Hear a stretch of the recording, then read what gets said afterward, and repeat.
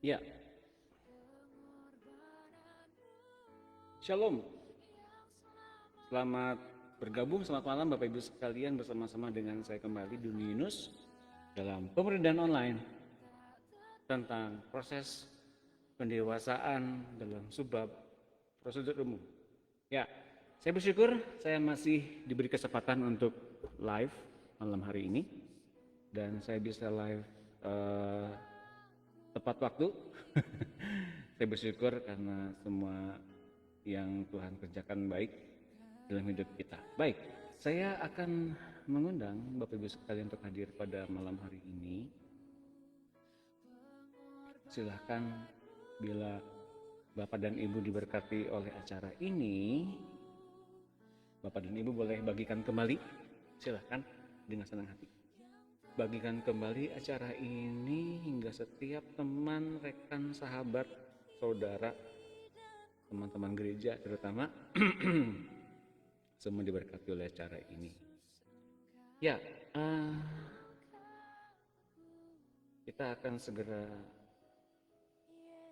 masuk ke dalam bahasan, meneruskan kembali bahasan yang kita bahas kemarin malam. Nah, kita sekarang mau masuk ke dalam pendalamannya Bapak Ibu sekalian. Pendalaman bagaimana ternyata bagi seorang Kristen itu masih punya kedagingan.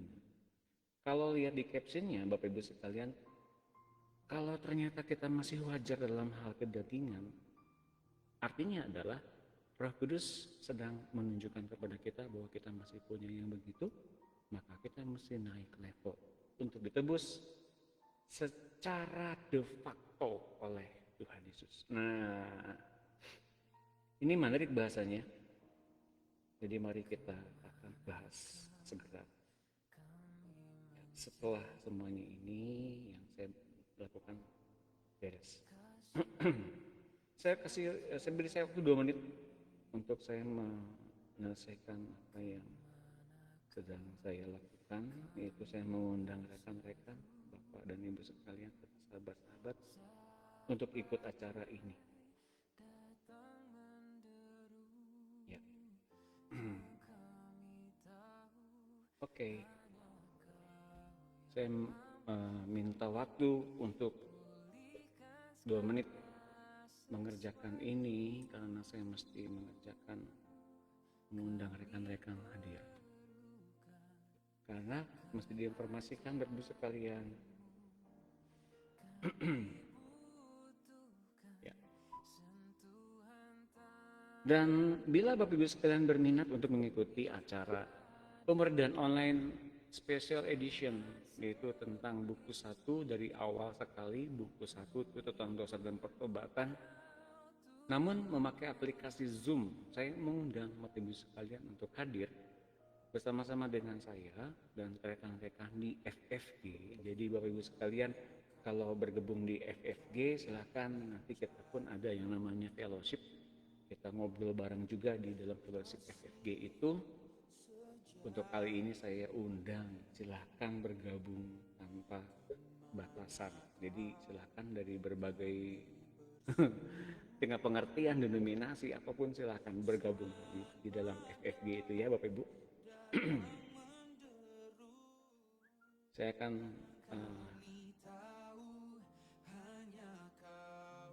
ya, bahkan ke Facebook saya pun belum. Nah sekarang baru bisa masuk ke Facebook saya. Nah bagi Bapak Ibu sekalian yang ingin menanyakan sesuatu tentang pembahasan yang kita bahas 2 hari belakangan ini atau hari kemarin tepatnya, Bapak Ibu sekalian silakan message saya di inbox messenger. Bila ada pertanyaan-pertanyaan apapun itu silakan.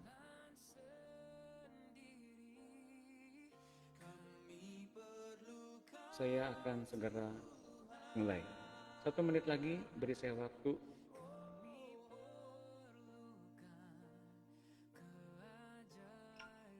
Ya.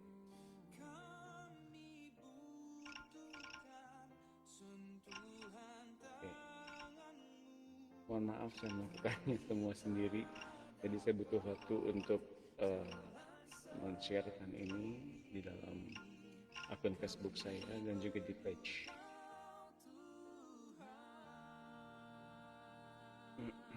Ya, baik, semua sudah saya sharekan. Salam hormat saya bagi Bapak Ibu sekalian yang sudah hadir. Mohon maaf saya belum bisa menyapanya karena belum nggak kelihatan di dalam monitor saya. Baik.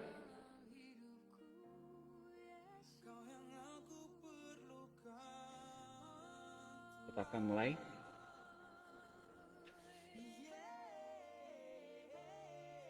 Mari kita berdoa. Haleluya Tuhan Yesus, kami bersuka cita malam ini kami boleh berkumpul. Kami telah ditebus secara hukum untuk masuk menjadi hamba kebenaran. Untuk kami menyerahkan semua anggota tubuh kami menjadi senjata-senjata kebenaran. Dan kami bersyukur kalau kami diperlihatkan setiap kebaikan-Mu, anugerah-Mu. Dan kami mengenal pengajaran-Mu Tuhan.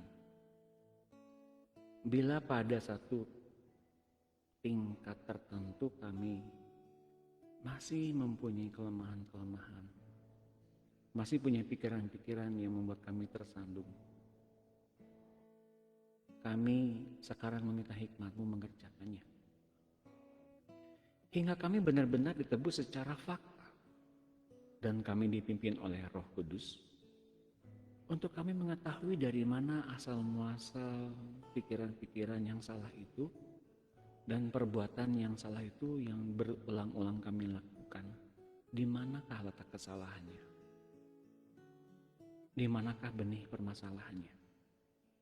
Dan setiap akar permasalahan yang kami terima, setiap akar permasalahan yang membuat kami jatuh ke dalam dosa yang berulang-ulang, setiap ikatan terhadap perbuatan kami yang salah yang kami lakukan di masa lampau yang bahkan kami belum sadar, belum ketahui dan bahkan kami lupa.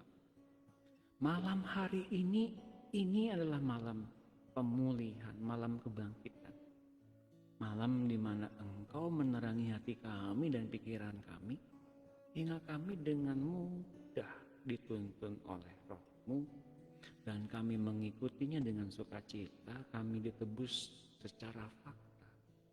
Dan kami diberikan kuasa untuk menjadi anak-anak Allah. Tuhan Yesus, mari pimpin setiap anak-anak Allah yang hadir pada saat ini dengan hadirat-Mu, dengan urapan-Mu yang khusus. Hingga kami benar-benar mengasihi perkataan-Mu Tuhan. Dan kami mempunyai kelemah lembutan untuk menuruti setiap perkataan-Mu. Dan hati kami diubahkan oleh-Mu. Terima kasih Tuhan Yesus. Di dalam nama-Mu kami telah berdoa. Haleluya. Amin. Baik, salam hangat dari saya, dari Bandung, dari Doni Yunus, dan juga dari istri saya. Selamat malam, salam hangat Bapak Ibu sekalian. Kita kembali membahas tentang mengenai bagaimana kita sudah ditembus secara hukum. Dan kita menjadi hamba kebenaran, kita menjadi hamba Allah, kita ditunjukkan bagaimana Tuhan itu baik. Pengajarannya kita ikuti. Benar-benar kita ikuti dan kemudian kita mengasihi Tuhan dengan sungguh-sungguh. Kita ke pelayanan, kita masuk ke dalam komunitas, kita mendalami firman Tuhan, kita praktek firman, kita melangkah dalam iman, kita praktekin iman yang besar-besar. Tapi pada satu ketika ternyata ada satu permasalahan. Bahwa ternyata kita masih punya sifat dan karakter yang buruk.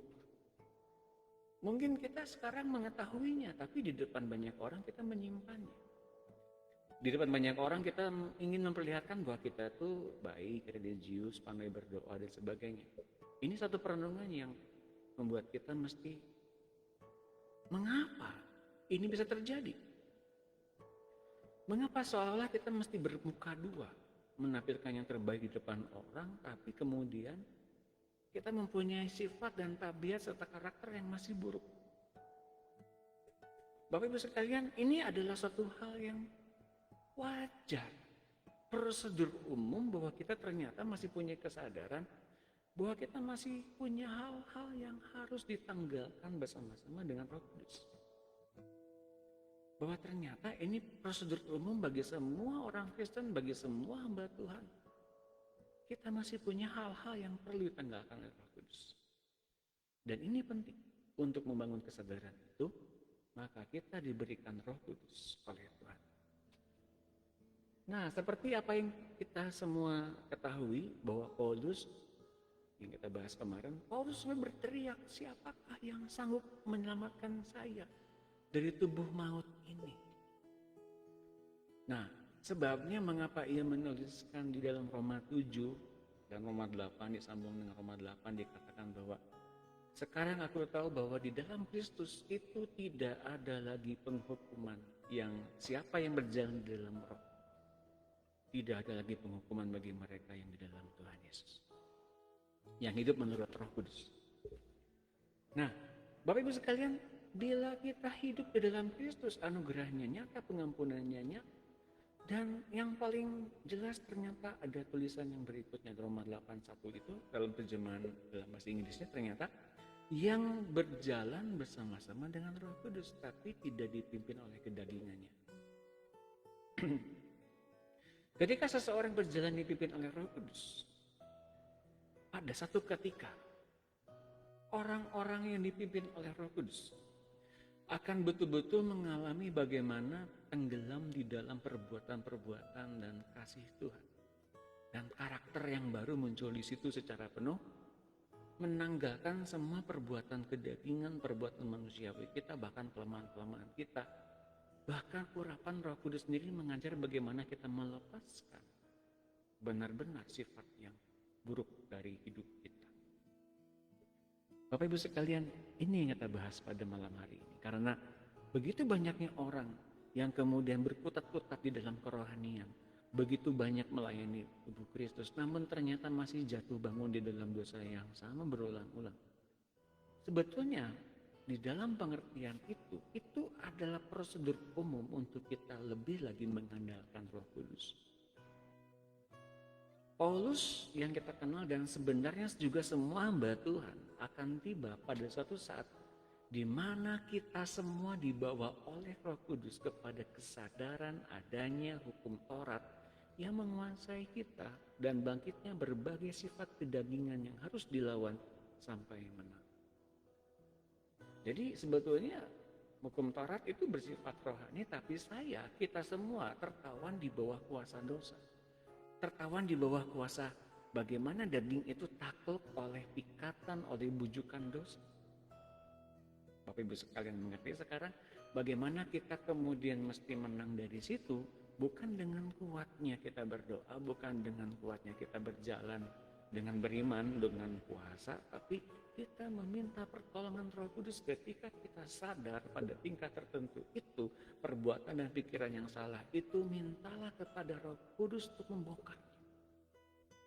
Nanti ada ayat.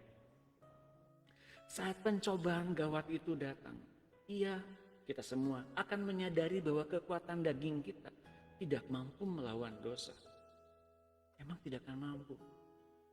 Itu kesadaran kita, itu kelemahan kita, itu kedagingan kita. Saat itu penting sekali untuk kita berteriak dan meminta kuasa Tuhan untuk menebusnya. Ini secara de facto.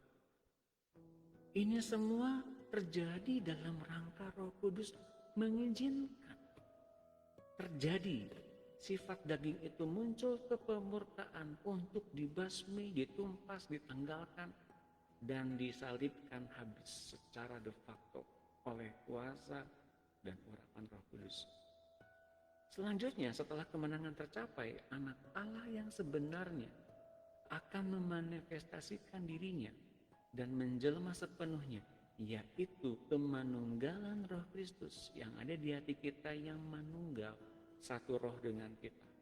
Itulah yang sebetulnya menjadi ciptaan baru, manusia baru dan hidup yang baru. Itulah anak Allah yang sebenarnya yang dipimpin oleh Roh Kudus untuk mencapai kepenuhan Kristus. Nah, di dalam Efesus 4 ayat 13 dikatakan gini, sampai kita semua telah mencapai kesatuan iman dan pengetahuan yang benar tentang anak Allah, kedewasaan penuh dan tingkat pertumbuhan yang sesuai dengan kepenuhan Kristus.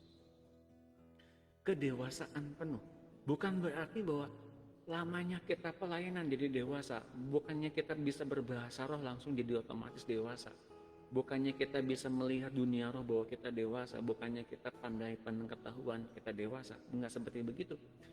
Kedewasaan penuh tingkat pertumbuhan yang sesuai dengan kepenuhan Kristus menjelaskan bagaimana karakteristiknya Tuhan Yesus, karakteristiknya Kristus.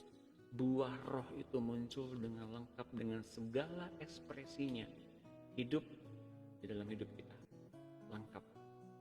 Kalau kita mempunyai kesabaran, kita pun mempunyai kemurahan hatian. Kalau kita mempunyai ketekunan, kita pun mempunyai satu hal yang lebih lagi banyak lengkap dalam buah. Kesabaran, kemurahan hatian, kerendahan hatian, semuanya lengkap. Itu yang dimaksud dengan kedewasaan penuh. Hingga kita bukan lagi kita yang dulu. Kita bukan lagi menjadi manusia yang begitu-begitu saja, namun begitu kita menyadari sifat-sifat itu muncul kembali, sifat-sifat lama kita muncul kembali di permukaan, itulah saat bagaimana kita minta Roh Kudus silakan kau tanggal sifat lama saya, pemarah ini.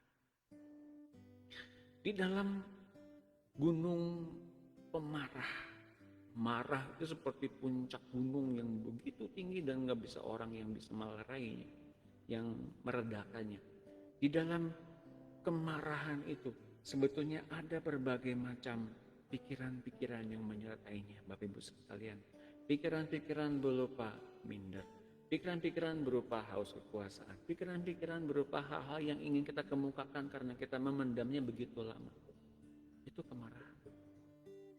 Kalau kita kemudian kemarahan itu terjadi dan marah itu begitu melingkupi kita cenderung ingin mengungkapkan kekuatan kita yang sebenarnya semuanya sudah ada dalam diri kita. Kekuatan apa itu? Kekuatan daging. Kekuatan posisi kita, entah kita punya peringkat atau kita punya posisi tertentu, jabatan tertentu. Kita mengungkapkan kemarahan kita agar semua orang yang menerima kemarahan kita tunduk kepada kita. Itu kemarahan. Makanya tepat dikatakan oleh Tuhan, oleh firman Tuhan, bahwa ketika engkau marah jangan sampai iblis mengambil alih. Bapak Ibu sekalian, sangat penting untuk kita memahami ini. Kedewasaan penuh itu ditandai dengan adanya buah roh yang semakin komplit dengan segala ekspresinya. Proses seperti ini, yaitu bagaimana kita mengalami kedewasaan penuh ke arah kepenuhan Kristus, terjadi dalam hidup semua hamba Tuhan. Termasuk proses yang bagaimana kita menemukan kedagingan yang berulang-ulang. Itu wajar. Mengapa? Kita semua akan berproses menuju kedewasaan penuh. Hal-hal yang menghambat inilah, hal-hal yang menghambat kedewasaan penuh inilah, yaitu perbuatan-perbuatan dan pikiran-pikiran kedagingan inilah yang menghambat pekerjaan Tuhan terjadi dalam tubuh Kristus, dalam tubuhnya. Tetapi sayangnya banyak yang tidak memahami proses ini, sehingga banyak yang gagal dalam proses penebusan secara de facto oleh Tuhan Yesus kepada hamba-hamba Tuhan. Dan menjadi contoh kegagalan orang Kristen yang lainnya. Artinya adalah, kalau banyak orang Kristen luka oleh karena hamba Tuhan yang juga jatuh, itu artinya bahwa memang mesti adanya model yang baik, mesti adanya teladan yang benar-benar mencerminkan Kristus. Tapi siapa yang bisa melakukannya? Bahkan saya pun nggak bisa, Bapak Ibu sekalian. Jadi kita semua yang memahami ini sekarang mengerti. Mari kita beroleh kesempatan untuk memperoleh kepenuhan Kristus lewat perjumpaan pribadi dengan Roh Kudus, lewat perjumpaan pribadi dengan Tuhan, melalui hal-hal yang kemudian kedagingan muncul, sifat buruk muncul kembali, karakter buruk muncul kembali, dan kita bersama-sama menanggulanginya bersama-sama dengan Roh Kudus, tanpa melihat kiri dan kanan, tanpa melihat kelemahan orang lain, tanpa melihat denominasi gereja lain, tanpa melihat bagaimana pengajarannya. Yang paling penting adalah kita benar-benar mempunyai Tuhan yang berdaulat penuh untuk mencongkel, mematikan sifat lama kita tetap mati. Yang paling penting ini, betapa sering kita membicarakan jatuhnya hamba Tuhan A, hamba Tuhan B, dalam perzinahan, dalam semua hal-hal yang menjerat secara duniawi, dalam keuangan, dalam dalam hal-hal kebiasaan-kebiasaan buruk. Tentu kemudian ada lagi yang di bidang keuangan dan sebagainya. Kalau saja kita semua mengerti bahwa itu sebetulnya suatu prosedur umum yang harus dimenangkan oleh tubuh Kristus secara umum, selain secara pribadi. Namun secara umum mesti dimenangkan oleh semua tubuh Kristus yang memperoleh kesempatan untuk sepenuh dengan Kristus. Inilah yang harus kita masuki bersama-sama. Kita secara bersama-sama memasuki kedewasaan manusia rohani kita sepenuhnya. Maka kita kemudian mempunyai kesatuan iman. Kesatuan yang kemudian diceritakan oleh Paulus dalam Efesus 4 ayat 13 tadi. Bila kita telah mengalami proses seperti ini, luar biasanya gitu ya. Kita sudah melalui proses penanggalan kedagingan dan kita merdeka dalam satu bidang dan lulus. Tidak berarti bahwa kita sudah berhenti ditebus selamanya. Ini yang seringkali mungkin salah juga berpikir ya. Tetapi tetap berjaga-jaga dan berwaspada. Karena Roh Kudus masih akan mengeluarkan akar permasalahan, benih dosa. Mengapa kita masih punya pikiran buruk? Mengapa kita masih punya kekhawatiran? Mengapa kita masih punya ketakutan? Benih dosanya, benih pemberontakannya yang sejak dulu ditanamkan oleh Adam dalam diri kita dalam bentuk darah. Itu mesti benar-benar kita tanggalkan bersama-sama dengan Roh Tuhan yang ada di hati kita. Karena Adam yang terakhir adalah roh yang membangkitkan. Sementara Adam yang pertama itu adalah roh yang membuat dia menjadi hidup, makhluk hidup. Namun, Kristus menyediakan fasilitas yang jauh lebih dari itu. Yesus bahkan memberikan kepada kita hidupnya, darah, agar kita mengerti kita mesti lepas dari Adam yang pertama itu. Nah, tetap berjaga dan berwaspada karena Roh Kudus masih akan mengeluarkan benih dosa yang tersembunyi di dalam daging kita di bidang yang lain. Sampai kita didapati tak bercacat, tak berkerut sama sekali. Mengapa? Karena kita tidak pernah tahu benih dosa yang menurun di dalam daging kita. Yang berasal dari Adam itu dan setiap yang diturunkan berupa pemberontakan, kedegilan, keiri hatian, apapun itu yang kemudian menolak Tuhan.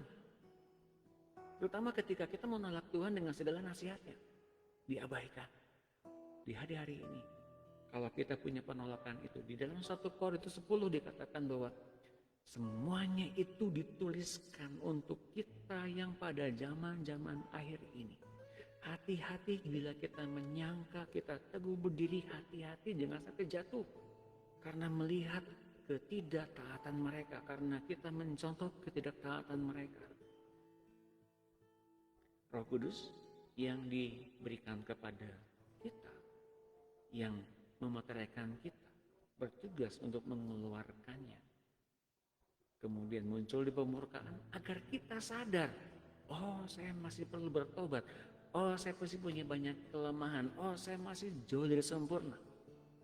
Maka Roh Kudus memang betul-betul menjadi pribadi yang menolong kita untuk mengenal siapa Tuhan Yesus sebagai pedoman. Oh yang ini Yesus begini, karakternya begini, saya masih jauh. Silakan Roh Kudus yang tidak mirip dengan Tuhan Yesus, silakan kau buang, keluarkan itu dari diri saya, cabut sampai bersih.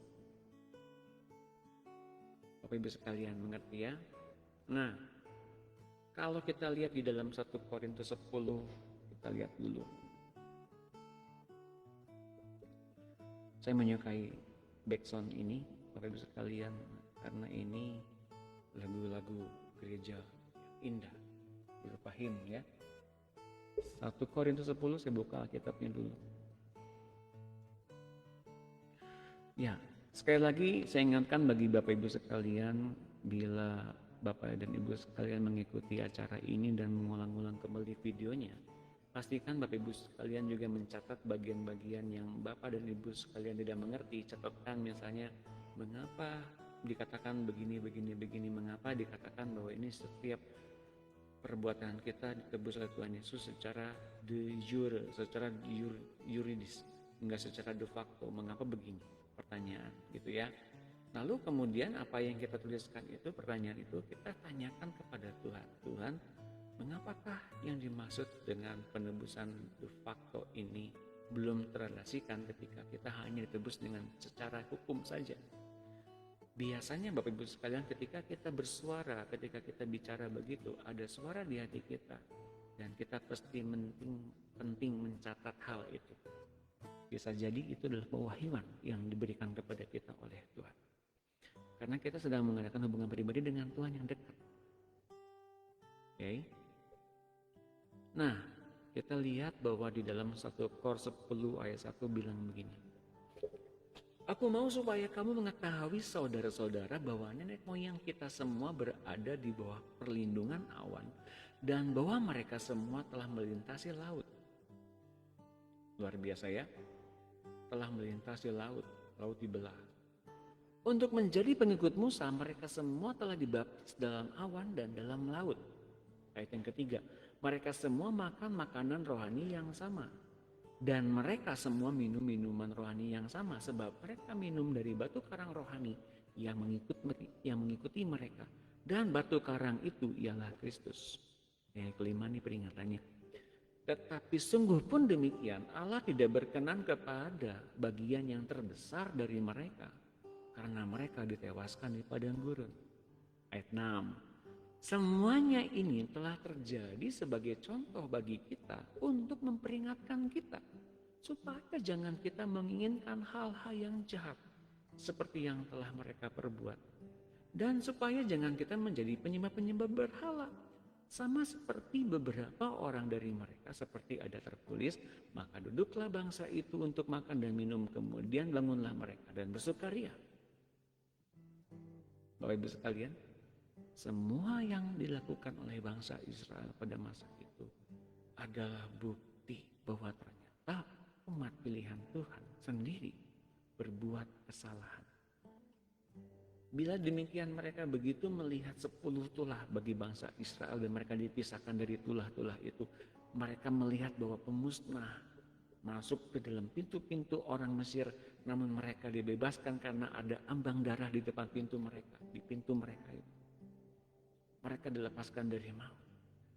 Karena mereka bisa melihat bahwa Tuhan membedakan mereka dengan bangsa Mesir. Nah, tetapi mereka kemudian keluar dari perbudakan, keluar dari Mesir, namun di padang gurun mereka benar-benar diperhatikan oleh Tuhan, diberikan begitu penyertaan Tuhan yang luar biasa. Namun ketika mereka diberi kesempatan tanpa pemimpin, Harun kemudian membangun satu patung anak lembu emas. Dan kemudian mereka melaksanakan selama itu. Ketika mereka keluar dari Mesir selama dalam perbudakan 400 tahun. Mereka melaksanakan bagian-bagian mereka, hati mereka, pikiran mereka, imajinasi mereka tentang Tuhan. Mereka tidak mengenal Tuhan yang memimpin mereka keluar dari perbudakan. Ketika Harun memimpin penyembahan, inilah Tuhan Allah yang memimpin kamu keluar dari Mesir. Mereka berjingkat-jingkat. Dan Alkitab mencatat dalam terjemahan edisi dalam bahasa Inggris bahwa mereka betul-betul berzina di tengah-tengah kerumunan itu, di tengah mesbah, di depan mesbah yang dibangun untuk anak lembu emas itu. Bapak Ibu sekalian, sangat penting untuk kita memahami mengapa hal ini terjadi. Karena di dalam 1 Korintus 10 ini dikatakan bahwa hati-hati. Kita jangan sampai menjadi seperti mereka, menjadi penyembah-penyembah berhala. Ayat 8, janganlah kita melakukan percabulan seperti yang dilakukan oleh beberapa dari mereka. Sehingga pada satu hari telah tewas 23.000 orang. Hati-hati, Bapak Ibu sekalian. Dan janganlah kita mencobai Tuhan, seperti yang dilakukan oleh beberapa orang dari mereka, sehingga mereka mati dipegut ular. Apa yang dimaksud dengan mencobai Tuhan? Kita tahu kalau ada satu perbuatan yang menjadi landasan bahwa ini dosa, ini nggak berdosa. Kalau ini dosa, tapi mengapa secara sadar kita lakukan? Itu artinya kita mencobai Tuhan. Barangkali kita berpikir, pasti Tuhan mengampuni saya. Tuhan pasti mengetahui bahwa saya masih lemah. Bukan seperti itu Bapak Ibu sekalian. Kalau kita secara sadar kita telah tahu bahwa apa yang kita lakukan itu berdosa. Pikiran-pikiran untuk berbuat dosa itulah pikiran-pikiran yang membuat kita mengarahkan kembali kepada dosa. Sebelum kita melakukannya, telah ada pikiran-pikiran itu yang menghidupkan kita. Nah, pikiran-pikiran ini dari mana asalnya? Itulah yang dinamakan dengan benih dosa. Dari pikiran-pikiran yang menjauh dari Tuhan. Seperti yang dilakukan oleh Adam di Taman Eden di Firdaus itu. Mengapa? Bapak Ibu sekalian, tahu apa tidak bahwa dosa itu begitu menarik perhatian kita? Terutama kalau betul-betul menarik, jangan sampai kita melihatnya berulang-ulang. Jangan sampai tenggelam di dalam begitu banyak lamunan. Hingga timbul imajinasi, timbul ilusi, timbul delusional. Sehingga semua hal yang sebelumnya menghidupi kita itu menjadi satu hal yang nyata. Kayaknya menarik juga nih, seperti buah yang ditawarkan kepada Hawa. Sedap kelihatannya dan memberikan pengertian. Bapak Ibu sekalian, banyak sekali perbuatan-perbuatan yang kita pikir baik-baik saja dan normal-normal saja. Sebetulnya didahului oleh pikiran-pikiran seperti ini. Pikiran-pikiran yang tidak taat kepada Tuhan. Pikiran-pikiran yang tidak mau diberikan nasihat oleh Tuhan.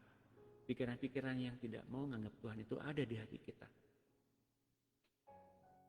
Ketika kita berbuat dosa, bisa jadi kita sedang mengkesampingkan Tuhan.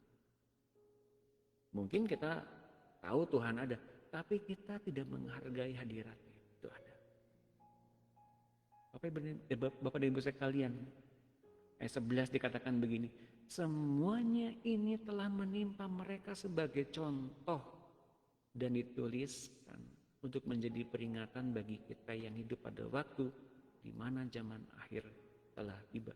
12-nya peringatannya gini, sebab itu siapa yang menyangka bahwa ia teguh berdiri, hati-hatilah supaya ia jangan jatuh.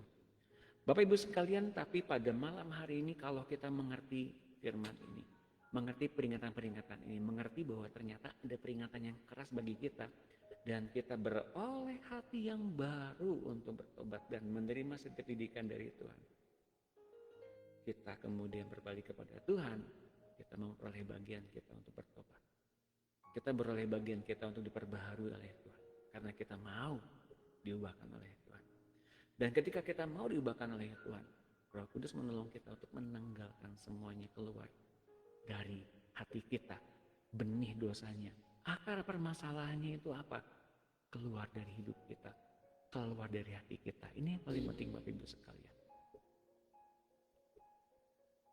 Ya.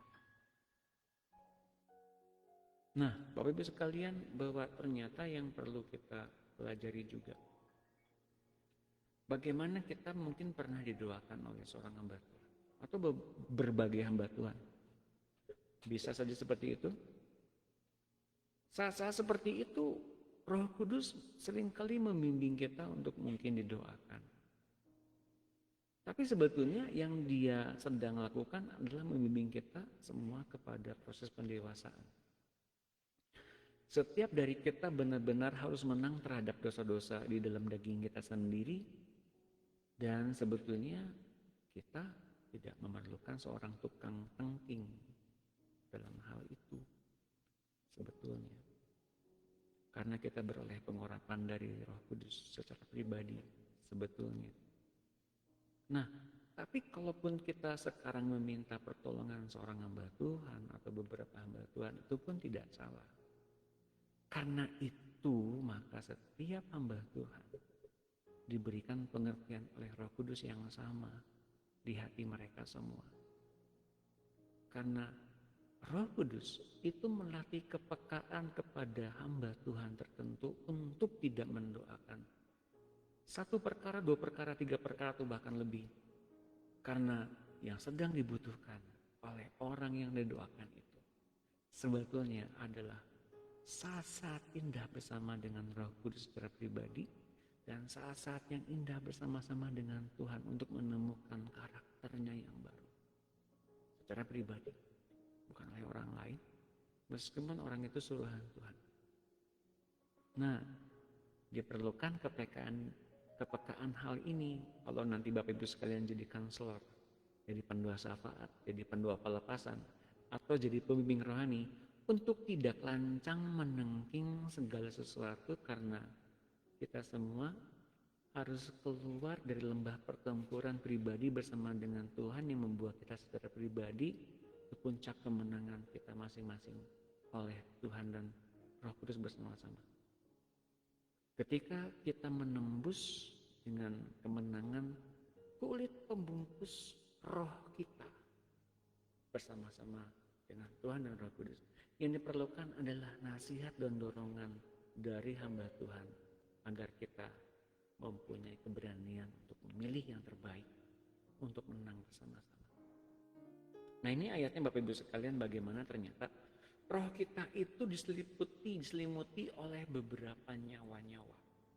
Dan nyawa-nyawa ini dibangun oleh berbagai macam cara pandang, cara pikir, cara hidup orang-orang yang kita kagumi, yang kita kenal, bahkan yang berpengaruh dalam hidup kita. Bisa jadi orang yang kita kagumi itu cara hidupnya bagus, luar biasa menurut kita, tapi menurut Tuhan enggak. Meskipun baik, namun menurut Tuhan mesti dibuang juga lapisan-lapisan itu.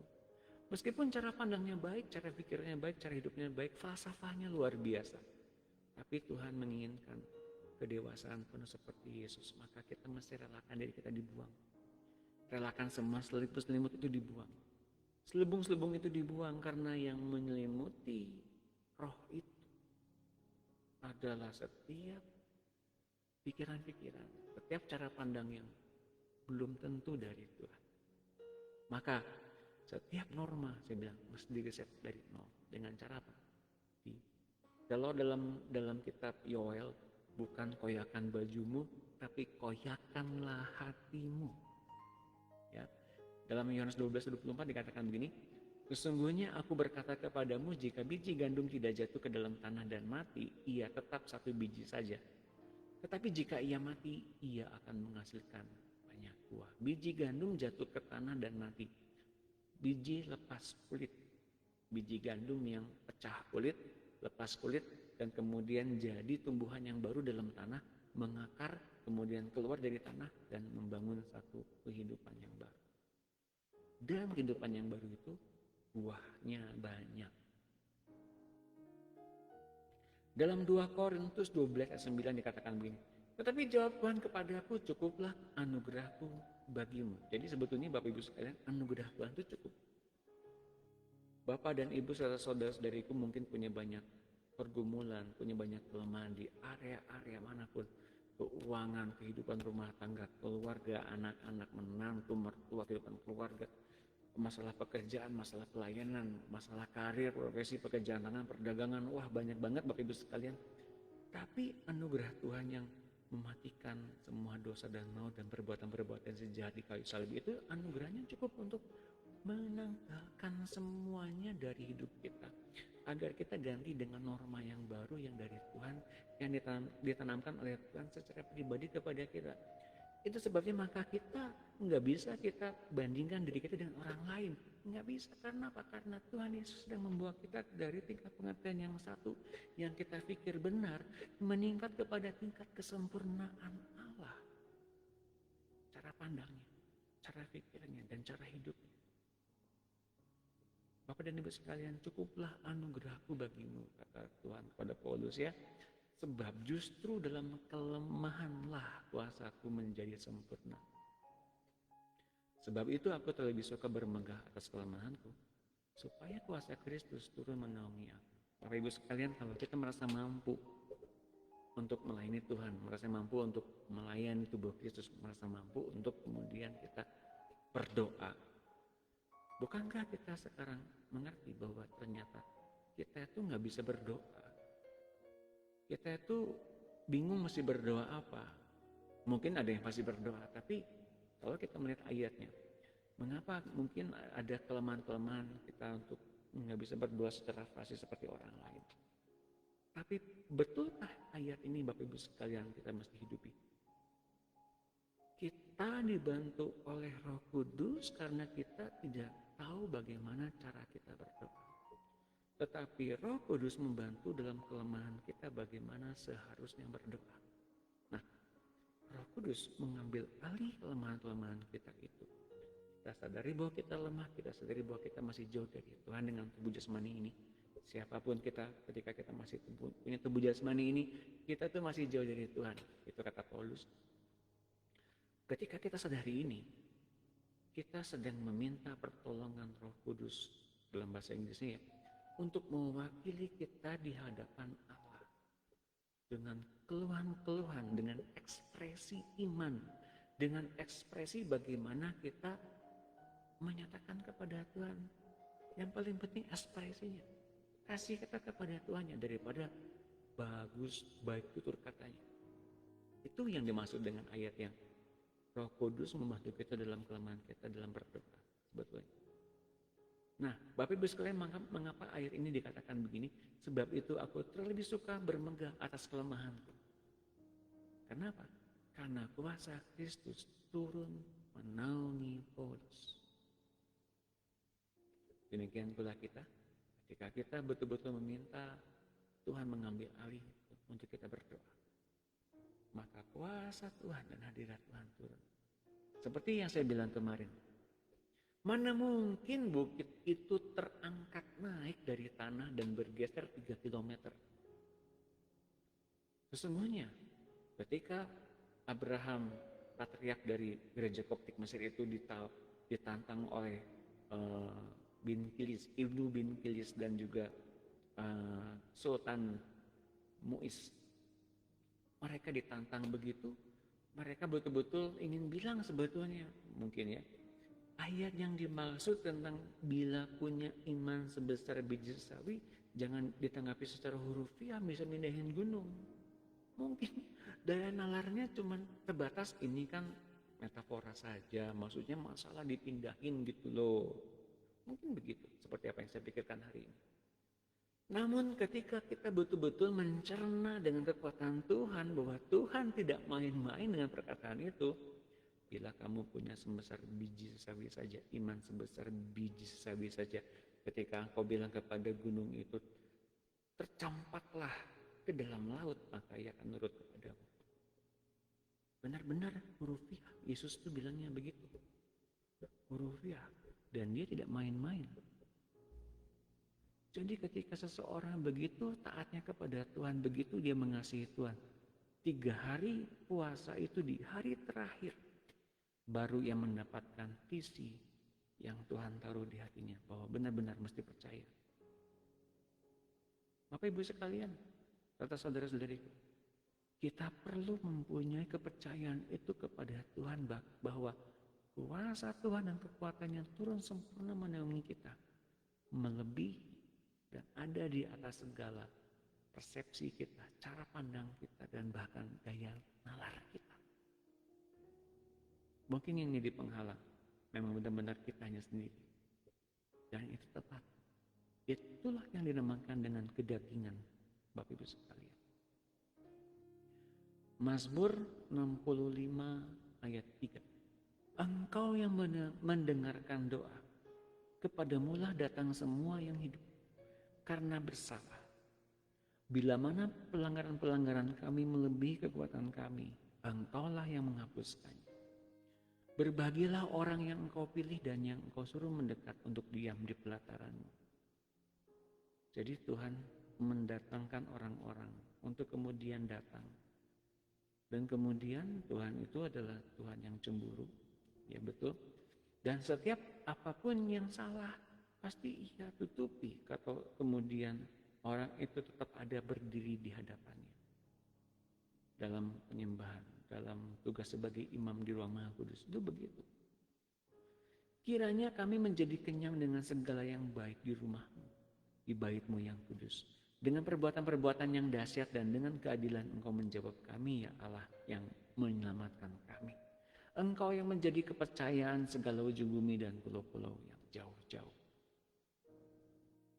Bapak dan Ibu sekalian, ketika kita mendekat kepada Tuhan, kita mungkin diajarkan bagaimana kita mengeluh, bagaimana kita menyampaikan permohonan, bagaimana kita betul-betul minta apa saja pasti dikasih gitu ya. Silakan sih. Tapi menurut Pemazmur 65 ayat 3 ini sebetulnya kenyangkanlah saya, kenyangkanlah kita dengan kebaikan Tuhan. Dengan keselamatan yang dari Tuhan, dengan cara diawali dengan menutupi segala pelanggaran-pelanggaran kita. Semuanya ditutupi oleh anugerah Tuhan. Semuanya ditutupi oleh anugerah dan kebaikan Tuhan semata-mata. Mengapa? Kita memerlukan itu Bapak Ibu sekalian, untuk kita berjalan bersama-sama dengan Tuhan. Manakah yang lebih penting, rencana Tuhan? Ataukah kita yang punya rencana, kemudian minta tuh Tuhan approve? Rencana Tuhan sudah terlaksana. Tinggal kita bekerja saja sesuai dengan rencananya itu. Tapi rencana kita belum tentu rencananya Tuhan. Oleh karena itu butuhnya Tuhan adalah kita kerjasama dengan Dia. Dan Dia pun mengadakan kerjasama dengan kita, pada faktanya begitu. Mengapa? Tuhan butuh sarana. Tuhan butuh orang-orang yang betul-betul mengandalkan Dia. Maka kalau kita sekarang mendekat kepada Tuhan, biarlah kita betul-betul menerima perkataannya itu. Bukan kitalah yang sekarang lebih banyak bicara, tapi Tuhanlah yang lebih banyak bicara untuk mengemukakan pendapatnya, nasihatnya, pengajarannya, dan kemudian jalan-jalan yang mana yang perlu kita tempuh. Dan di dalam 1 Korintus 10:13 bahwa kita tadi menyambung dalam 1 Korintus 10, 1-12 ya.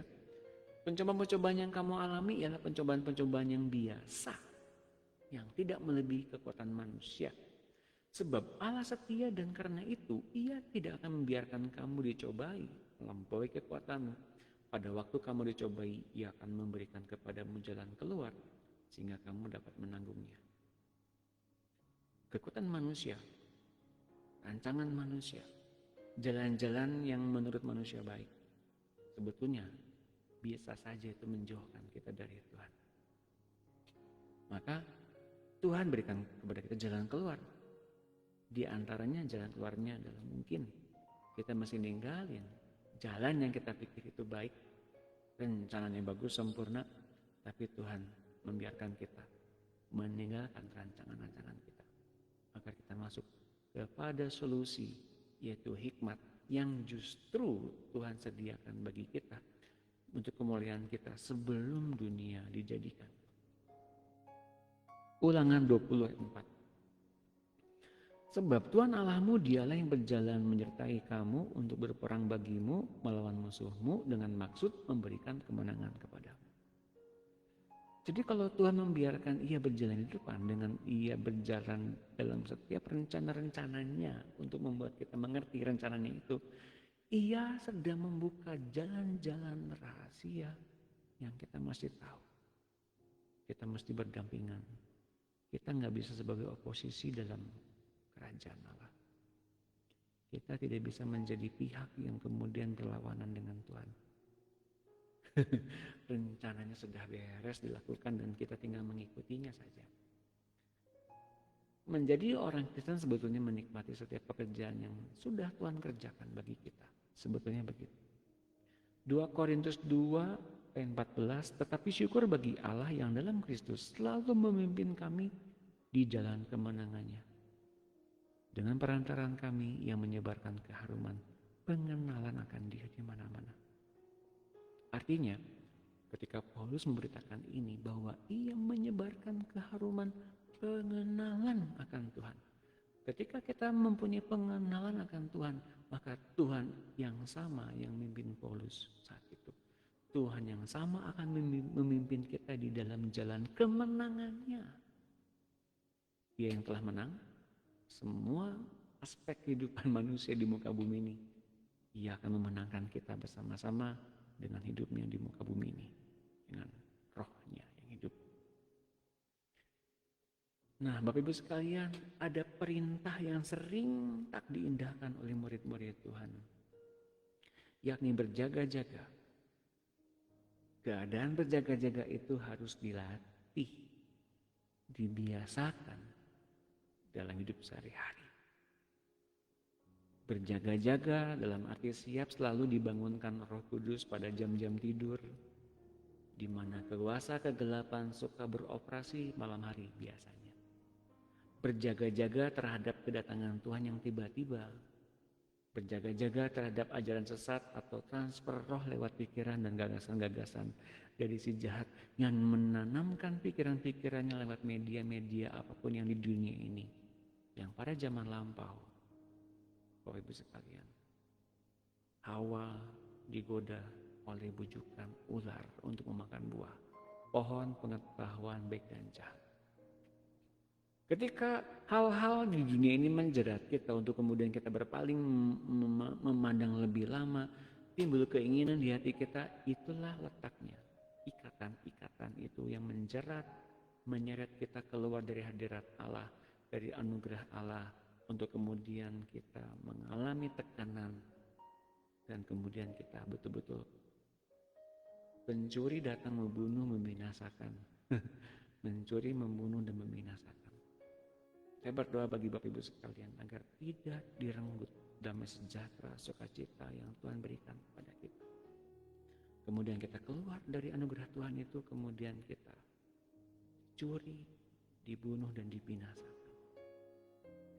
Tuhanlah yang memimpin kita Bapak Ibu sekalian, untuk kita kemudian mempunyai gagasan-gagasannya, pikiran-pikirannya, bahkan kehidupannya. Matius 26:40, setelah itu ia kembali kepada murid-muridnya itu dan mendapati mereka sedang tidur. Dan ia berkata kepada Petrus, tidakkah kamu sanggup berjaga-jaga 1 jam dengan aku? Berjaga-jagalah dan berdoalah supaya kamu jangan jatuh ke dalam pencobaan. Roh memang penurut, tetapi daging lemah. Tubuh jasmaniah ini masih jauh dari Tuhan, benar. Kedagingan itu lemah, benar sekali. Maka kita butuh Tuhan senantiasa untuk memberikan kepada kita pikiran-pikiran, pengajarannya, nasihatnya terutama. Dan itu kemudian membalikan keadaan yang tadinya daging itu lemah, daging itu enggak beroperasi lagi. Bahwa memang kita penurut ketika kita dinyatakan oleh Tuhan ajarannya, pendidikannya, peringatannya, kita gampang lemah lembut, rendah hati menerima pengajaran Tuhan itu. Berbalik Bapak Ibu sekalian, tubuh ternyata bisa memperoleh ketaatan. Jiwa kita menurut bisa beroleh ketaatan dari Tuhan. Dan kita bisa milih yang bijaksana yang datangnya dari Tuhan. Maka itulah sebabnya mengapa pada zaman perjanjian lama Henoh dan Elia bisa diangkat dalam kemuliaan Tuhan. Karena tubuhnya bereaksi ketika mereka mengikuti Tuhan dengan ketaatan penuh, bergaul bersama-sama dengan Tuhan. Matius 24:42, karena itu berjaga-jagalah sebab kamu tidak tahu pada hari mana Tuhanmu datang.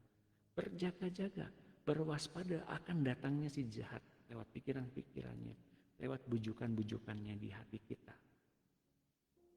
Markus 8:15, lalu Yesus memperingatkan mereka, katanya, berjaga-jagalah dan awaslah terhadap ragi orang Farisi dan ragi Herodes. Ragi ini ngomongin soal kemunafikan. Ragi ini bicara soal hal-hal yang tersembunyi di dalam tubuh jasmani manusia, hal-hal yang tersembunyi di dalam daging manusia. Kemunafikan. Lukas 21:34. Jagalah dirimu supaya hatimu jangan dibebani oleh pesta pora dan kemabukan serta kekhawatiran hidup sehari-hari, dan supaya hari Tuhan jangan dengan tiba-tiba jatuh ke atas dirimu seperti suatu jerat. Hati kita jangan dibebani oleh pesta pora dan kemabukan serta kekhawatiran hidup sehari-hari. Bapak Ibu sekalian, menarik sekali ketika saya tadi sebelum memulai acara ini, saya ngobrol dengan teman. teman itu ternyata mempunyai satu halangan setahun setengah ini dia punya masalah dengan kesehatannya, susah tidur, gelisah, cemas, vertigo, wah semua serba segala macam, sakit kepala, kolesterolnya sih tinggi ya gitu Bapak Ibu sekalian. Lalu kemudian tanpa terduga ia datang ke psikiater, kemudian psikiaternya psikolog itu kemudian memberikan kepada dia satu terapi dan kemudian dia menikmatinya, diberikan resep dan kemudian dia terbebas. Katanya, pikiran kamu terlalu penuh. Bapak Ibu sekalian, mungkin kita terlalu penuh dengan segala macam kekhawatiran, ketakutan, kecemasan. Orang-orang dunia melatih. Orang-orang dunia mungkin mempunyai satu penawar berupa obat, treatment, apapun itu. Tapi apakah itu yang Tuhan inginkan? Bahwa kita mesti penuh dengan segala pikiran-pikiran yang menyumbat segala macam cara pandang yang baru, cara hidup yang baru. Bila sekarang kita mengerti bahwa kita mesti hidup dalam damai sejahtera, dalam sukacita, dalam menanggalkan hingga betul-betul sempurna kedagingan kita ditanggalkan sampai dengan tingkat apa Pak? Sampai dengan Roh Kudus bilang begini, begitu, tanggalkan semuanya, nurut aja. Sempurna itu Bapak Ibu sekalian. Kita ngikuti step demi stepnya aja, itu sempurna. Kita pikir sempurna itu tanpa dosa. Silahkan saja pikir begitu, cuman ketika kita mengikuti pimpinan Roh Kudus secara sempurna, kalau ia menyuruh kita untuk menanggalkan semua kekhawatiran, kita membiarkan dia, Roh Kudus, silakan kau tanggalkan kekhawatiran saya. Tentang finansial, tentang uang sekolah, tentang penghidupan saya, tentang pekerjaan suami saya, uang dapur dan sebagainya. Silakan. Kalau Roh Kudus bilang begitu pada kita, silakan. Engkau tanggalkan semuanya. Engkau sedang menuruti setiap hal yang ingin Roh Kudus lakukan dan kita membiarkannya bekerja. Kita sedang belajar untuk sempurna dan itulah kesempurnaan untuk Bapak Ibu sekalian. Kesempurnaan di dalam ketaatan. Karena kemudian yang ia lakukan adalah melakukan satu pembersihan yang begitu leluasa yang ia kerjakan. Dan bisa jadi yang ia kerjakan justru sampai ke akar permasalahannya. Bahwa ternyata kita punya hati yang begitu dibebani dengan segala macam hal-hal yang dunia yang gak perlu bahkan kita pikirkan sekalipun. Karena sebetulnya bagi orang percaya semuanya sudah disediakan di dalam hikmat. Tinggal nanya, Tuhan, apa katamu tentang ini? Maka Bapak Ibu sekalian sangat benar terjadi bahwa ternyata masalah-masalah yang kita bereskan bersama-sama dengan Tuhan tergantung dari jam doa kita bersama-sama dengan Tuhan. Tergantung dari saat teduh kita bersama-sama dengan Tuhan. Dan tergantung bagaimana kita melibatkan Tuhan dan membiarkan Tuhan memimpin di depan. Di tengah-tengah perjalanan kita. Biarkan Ia yang memilih, yang menentukan, memberikan pilihan-pilihan, memberikan kebijaksanaan. Biarlah hanya Tuhan saja dan biarlah hanya Dia saja yang menolong kita untuk keluar dari masalah-masalah kita. 1 Petrus 5:8, sadarlah dan berjaga-jagalah lawanmu si iblis, berjalan keliling, sama seperti singa yang mengaum-ngaum dan mencari orang yang dapat ditelannya. Iblis dikatakan berjalan keliling, mengapa? Berjalan keliling. Ia mengitari satu lingkaran di mana ia nggak bisa masuk ke dalamnya. Mengapa ia nggak bisa masuk ke dalam lingkaran itu? Lingkaran itu adalah ruang Maha Kudus di hati kita yang terdalam, tempat bagaimana Tuhan bicara di hati kita sebagai penyelamat, sebagai Mesias, dengan memberikan pengajaran dan memberikan nasihat, memberikan didikan, dan setiap kuasa-kuasa si jahat tidak bisa masuk ke dalamnya. Jadi ini murni kita bertumbuh bersama-sama dengan Tuhan secara pribadi. Bapak Ibu sekalian, iblis hanya bisa berjalan berkeliling, namun ketika ia melihat mangsanya keluar dari hadirat Tuhan, itulah saatnya Ia mencengkeram orang-orang yang keluar dari hadirat Tuhan, keluar dari damai sejahtera Tuhan, keluar dari sukacita Tuhan, keluar dari pengharapan Tuhan, dan ia bisa melakukan apapun saja kepada orang-orang yang ada di luar Tuhan. Bisa jadi Bapak Ibu sekalian, orang-orang yang ada di luar Tuhan, mereka menjadi mainan si iblis saja. Mereka menjadi kaki tangan si iblis saja. Mereka menjadi hal-hal yang bisa diacak-acak oleh si iblis saja. Namun ketika kita dalam Tuhan, sedikit bicara, banyak berdoa, banyak dengar-dengar dengan Tuhan, banyak diubahkan, tidak banyak bertingkah macam-macam, namun tenang menghadapi badai. Tenang karena penjelamat kita, penjaga nyawa kita, penjaga hidup kita, bahkan penyedia hidup kita ada bersama-sama dengan kita. Siapakah yang dapat memisahkan kita dari Tuhan? Siapakah yang dapat memisahkan kita dari kasih Tuhan? Siapakah? Kemalangankah, ketelanjangankah, kekurangan makanankah? Siapa? Tuhan yang adalah penyedia, Tuhan yang adalah pencipta alam semesta itu ada di hati kita. Kita bisa tanya apa saja yang kita ingin tanyakan. Kalau engkau belum tahu, kalau engkau belum pernah dengar suara Tuhan, kalau engkau belum pernah mendengar dengan jelas, barangkali ini saatnya bereskan hatimu dari segala ikatan, kepenuhan syarat pesta pora duniawi apapun itu. Bereskan itu bersama-sama dengan Roh Kudus yang menolong kita keluar dari pikiran-pikiran yang begitu penatnya masuk dalam hati kita hingga membuat kita menjadi orang yang begitu banyak dibebani dengan hal-hal yang tidak terlalu penting. Bapak Ibu sekalian, diberkati oleh acara ini. Dan saya minta Bapak Ibu sekalian, bila ini memberkati Bapak Ibu sekalian, silahkan sharekan kembali dan ulang kembali acara ini, video ini berulang-ulang agar Bapak dan Ibu sekalian mengerti maksud Tuhan yang dialamatkan langsung ke dalam hati kita secara pribadi, dan ia akan menjelaskannya lewat pengalaman pribadi kita dengan Tuhan itu, lewat video, lewat rekaman ini setelah kita melakukannya berulang-ulang. Selanjutnya pertemuannya akan diadakan di hari Jumat atau Kamis. Judulnya tentang masuknya dosa lewat keinginan. Jadi ini adalah proses bagaimana ternyata kita menemukan benih yang ditanamkan si jahat sejak awalnya ini Bapak Ibu sekalian. Jadi kalau Bapak Ibu sekalian menangkap maksud dari pertemuan malam hari ini, ternyata masih ada benih yang mencengkeram kita. Nah ini saya akan bahas mendalam di pertemuan berikutnya. Namun pada malam hari ini sebagai penutup, saya mau berdoa bagi Bapak Ibu sekalian secara khusus agar Bapak dan Ibu sekalian mengalami bagaimana kemudian benih itu muncul sebagai penghambat. Dan biarlah Bapak Ibu sekalian mengalami kelepasan malam hari ini dengan berbagai macam jeratan, pikatan, beban yang membebani hidup hingga kita sukar keluar jadi pemenang.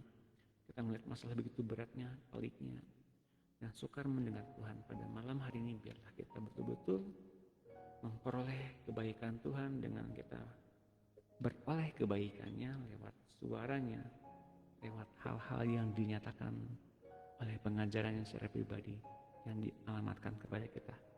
Mari kita berdoa. Tuhan Yesus, kami bersyukur akan firman-Mu, akan hidup-Mu, akan darah-Mu, akan penebusan yang telah Kau lakukan secara hukum dan secara fakta. Malam hari ini kami semua ingin Kau tebus secara fakta.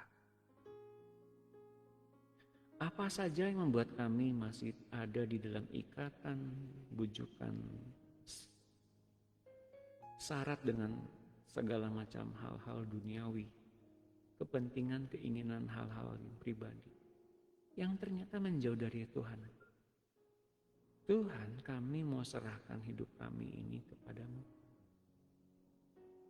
Kami mau serahkan semua kekhawatiran, kecemasan, tentang apapun, keluarga, kesehatan, keuangan, rumah tangga keluarga, dan juga soal pelayanan semuanya.